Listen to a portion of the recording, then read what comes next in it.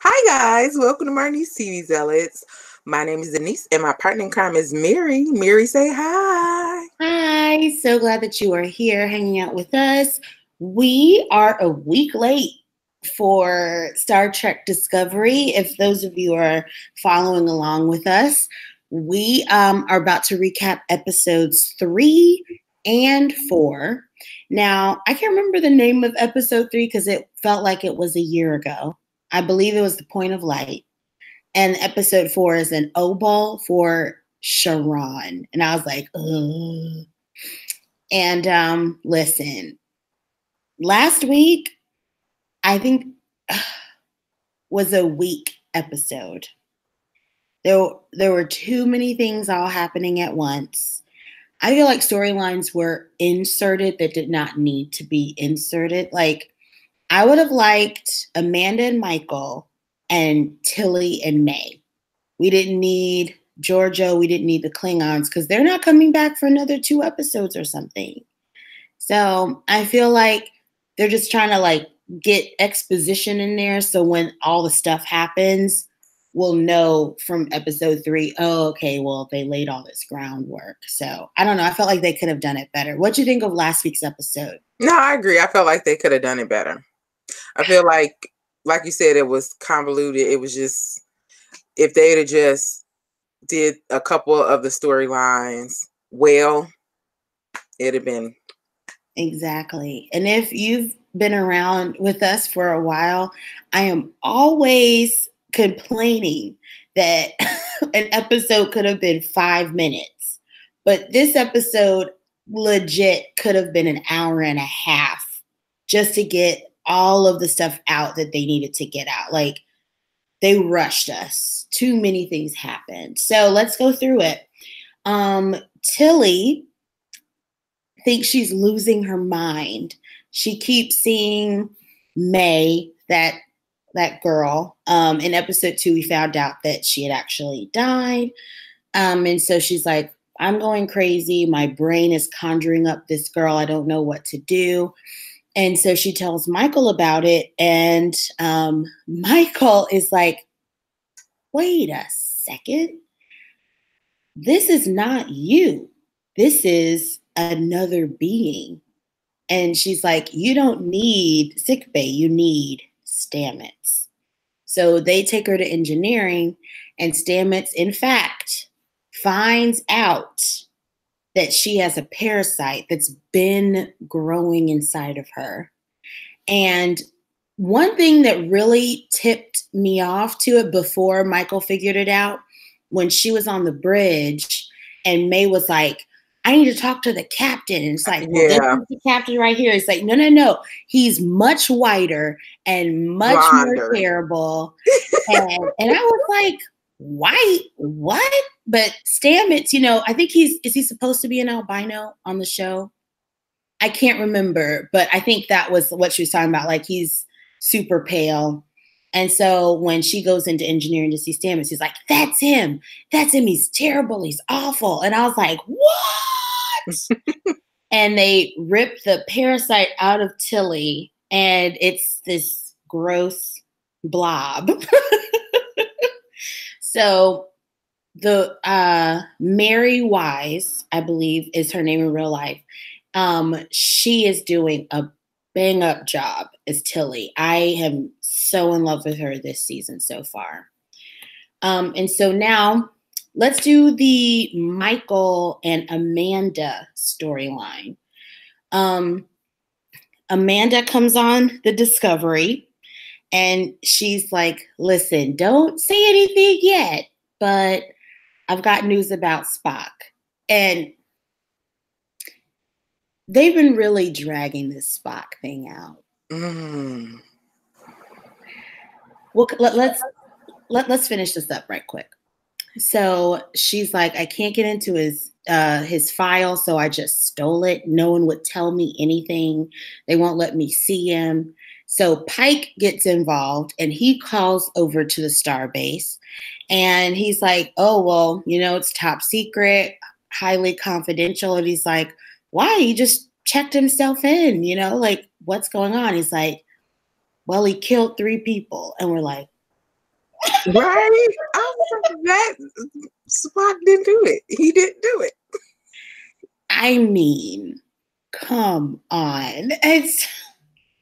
So I'm just kind of like, this is getting weirder and weirder. So Spock is on the run and they have people looking for him, which I believe is Section 31, Giorgio and all of them. Mm-hmm. So Amanda and Michael have a talk, which kind of starts to shape what Spock's childhood was like. And especially like in the J.J. Abrams movies and a little bit of when Spock gets older, kind of talking about his father wanted him to be raised Vulcan and how he is always chosen to be Vulcan over his human side, but he's had problems kind of accepting his human half. And so this is a Spock that he's been describing when I was younger, So I think that's really interesting. We're about to see a Spock that is in that struggle that Spock would always talk about with his human half. So I think it's going to be really interesting to see how they play it out, but where is he? Right, get there. Y'all keep talking about him. Okay. I want to say I found it so creepy. The Tyler and Laurel. Well, he found it creepy also. Yes. I'm like, we're with you, Ash. We don't want this either. I tweeted at Star Trek Discovery's Twitter. I was like, get Ash back with Michael and nobody gets hurt. Like, but I don't even want him back with Michael. Yeah, can I say that? No, you're not allowed. I'm sorry. You can't unship a ship. I'm just kidding. You can. It's okay. Okay.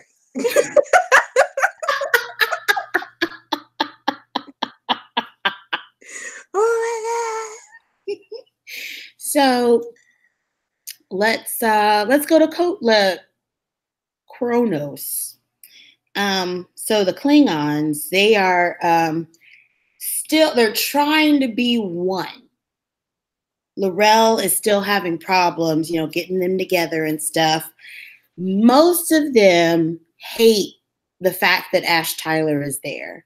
He is Voke, but just, genetically modified. And he's got somebody else's memories inside him as well. I think their major problem is he looks human, though. Yes, very true. Very true. And so they go back to Laurel's personal quarters, and he's like, everybody hates me. Like, your family won't talk to me. She's like, don't worry about my family, okay? Like, they're gunning for you. It's gonna be okay. And he's like, look, they won't even speak Klingon to me. Like, I know Klingon, like I'm Voke. And she's like, oh yeah? Are you really Voke? Then love me back. And he's like, well, the problem is I can't stop thinking about prison rape. And she's like, well, so yeah, he's like, I feel violated whenever you touch me. You know what? I'm glad he said it though, because I too feel violated every time we see it. I know the Klingon boobs. I can't handle them. I really can't. So yeah, I also feel violated whenever I see that. So I wasn't ready for the twist though. You know what? Do you want to tell this? Because he follows her uncle. And dun, dun, dun, dun, dun, it reveals a baby. Their baby. I was like, first off, when was she pregnant? And why? You know what? All I know is, so Ash is clearly upset. He's like, why didn't you tell me? and she's L'Oreal's trying to explain to him that, you know, she just wanted to protect the baby, and she also didn't want him to stick around out of obligation. She wanted him to want to be with her. Right. And I mean, that makes sense, but still, no, she should have told him immediately. Right. But hey, what are you gonna do? This is what they do. Like, I can't. Right. It's on every TV show. This is how they do it. Yep. So he had called Michael and said there's unrest in the Klingon Empire. Like, we have to cement L'Oreal as the leader before there's all out chaos. And Michael's like, all right, I'm on it.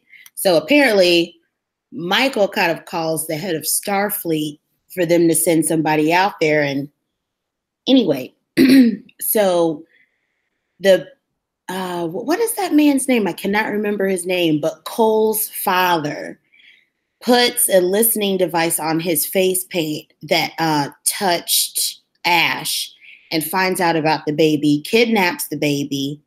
And he's like, all right, so you're going to give the Klingon Empire to my family and you can get your baby back.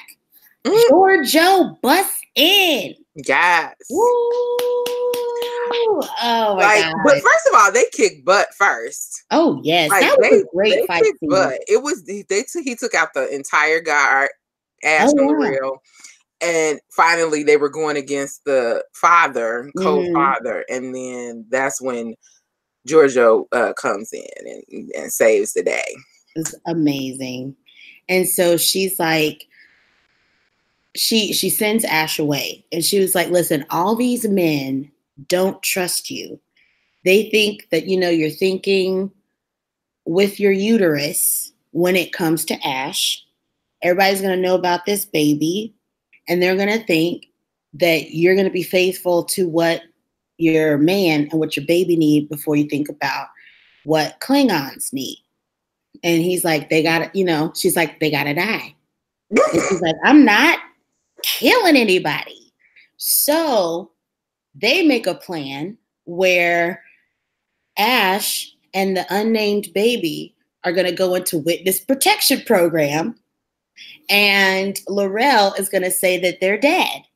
And he's like, the traitor, you know, called the Federation, and so he had to go. He's a traitor. And so she holds his mangled head up, and I was like, ugh. And then she pulls out the baby's head, and I was like, okay, you know, I didn't know what to do. I did. I knew it was. Well, I figured it was a fake. That was I'm like, she didn't kill them, right? I just knew it. So then, cut to the next scene where right. Ash is sending the baby off to the monks. Yeah. And he's gonna, I guess, join. Yeah, I think he's gonna join Section 31. He doesn't have a place. He really doesn't. Because he murdered Stamets' husband, Hugh. He can't join Starfleet. And the Klingons won't accept him. So he can't be there. So Section 31 is the place for him. So I thought that was kind of a cool introduction to Giorgio, but like we got like 2 minutes with her. It was, like I said, it was rushed. The idea of all those things that happened that we described to you guys are good, but they were not brought about well in this episode. So let's move on to episode 4, an Obol for Charon. Y'all, I cried like 3 times in this episode. So, Captain Pike, his first officer from the Enterprise, number 1, we never knew her name. So I think they're going to keep that up and only call her number 1. She comes on and she has more like classified information about Spock. They're tracing his shuttle. So they have the warp signature. And so he gives it to Michael so she can track him on the bridge. And they have the cutest meeting with the bridge crew. Oh, I love them. I'm so glad they're getting more screen time. And Saru is getting sick. Mm. And I saw the preview, so I was like, this is just going to be so terrible. And I said the same. I was like, if they kill him, right. I am going to be so upset. Yeah. I mean, for me, it's like Michael, Saru, Tilly, Stamets. Like the four of them gotta stay. Like just nobody's leaving. No, I agree. Same four. Yes, they're the heart of the show for me. So they've got to stay. And so they're about to start tracing Spock. They're on their way, and this giant sphere planet being stops them. And oh my goodness, like everything goes haywire. They turn into the Tower of Babel. No one knows what the other one is saying. They're all speaking different languages. I love it when Michael was speaking Klingon and Captain Pike was speaking French. It was the funniest. But thankfully, Saru has learned over 90 languages because he's an overachiever. He comes on and like is translating for everybody and like getting everything together and just to hold the ship together until they can figure out what this giant mass wants from them. But unfortunately, he is deteriorating. They cut over to engineering where they've got the blob inside of the mycelial network cage, and when everything goes haywire downstairs, they also go haywire. Right when Jet Reno walks in, she's becoming a new favorite. I really like her. So when all the power goes out and the electrical surge, the doors open and the blob gets out and reattaches itself to Tilly. I was not ready for that. I like what they did with this, but I felt like they could have done better. So what they need to do, I really like this. Reminded me of a Next Generation episode where everything that was happening to three people at the same time. Saru wanted Michael to tell his story. He wanted her to get his files from his whole life to let other Kelpian know that they can rise above and make it and not just be cattle. May was taking over Tilly because she needs to communicate her story, how Stamets jumping through the network is actually hurting her ecosystem as a little fungus. They have feelings apparently, but she needs to get her story told, and she's doing it in a dangerous way, like in great harm to Tilly. And then this giant planet blob needs to get its story told before it dies. He's trying to give it the history of its life before he dies. And so like all these things are all happening at once. I thought it was really beautiful, but I felt like it was a bit sloppy. And I think that CBS has kind of jumped in and said, last year we had like an 8-episode arc where you didn't know why Stamets was looking at himself in the mirror, but then you didn't find out again until episode 11. They're like, we have to have little one-off episodes with a bigger arc kind of being teased over time. So Spock is that long arc that they just keep teasing. But these beautiful moments keep happening in the middle where I feel like they're overshadowed by the sloppier and longer storytelling. I thought the episode was really good. Tilly and Stamets have a beautiful moment where he has her sing her favorite song before he has to like drill this thing in her head so they could talk to May. And then Saru and Michael have this moment where they realize that they're family, you know? And he asks her to kill him mercifully before the madness takes over. But then since they found out what the planet wanted, and now the planet is not dying, he's not dying because they were connected. They find out they're connected. Then his ganglia falls off. So now he's free from fear of death. but what is that going to make him now, you know? Right. So I thought it was a really good episode, but still, like, it was better than last week, but it still was not as strong as episodes that they've had before. Do you agree with that? Yes, I agree. And I'm also kind of glad that his ganglia fell out. I want to see what happens now that he has this sort of no fear. Yeah. Or will it be a sort of no fear? Or will he still be guarded? I don't know. Yeah. Yeah. I thought it was really interesting. Another thing that he said, he also said that he was a refugee and that him seeing how other people struggle to make it made him like really feel for them and love them because he was in their same position. I thought that was really beautiful. And when he was talking to Michael and he was like, you're a woman who like had to fight to take every breath, you know? And I was like, yes, I feel it. Like there's some really good juicy moments. And man, Saru was acting his butt off, man. Woo. It really was. All the awards. That was beautiful. Anyway, I'm done. I'm sorry. All right.